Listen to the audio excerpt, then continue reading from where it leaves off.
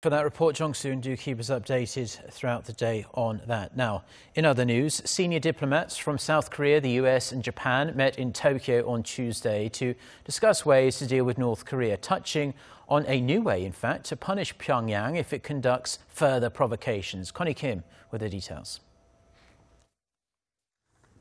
The nuclear envoys from South Korea, the US and Japan sent out a consistent and stern warning to North Korea on Tuesday, at a time when Pyongyang was being watched closely for a provocation that might come to mark the anniversary of the foundation of the regime's Korean People's Army. The nuclear talks in Japan were the second round held since the launch of the Trump administration, and this time they raised the ante. We strongly warn North Korea against any further strategic provocations. If North Korea goes ahead despite of our warnings, we have agreed to take strong punitive measures that North Korea would not be able to endure.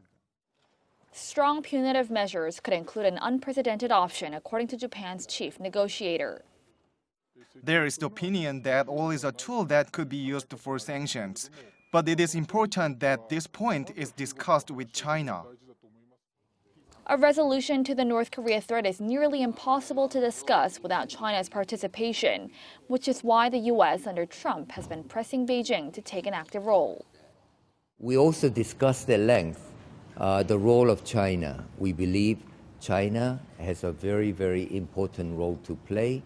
We are encouraged, especially after the summit between President Trump, President Xi in Mar-a-Lago, that China has taken some steps. So we will continue to work very closely with China.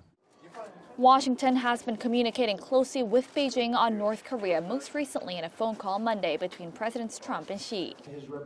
After that conversation, China called for restraint from all parties and urged them not to aggravate the tensions on the peninsula. Beijing reiterated this stance on Tuesday, voicing its hope that the North Korean nuclear issue will be solved peacefully. And in an effort to coordinate with Seoul, Washington, and Tokyo, China's nuclear envoy Wu Da-wei has started a 3-day visit to Japan, reflecting the urgency of the problem. Connie Kim, Arirang News.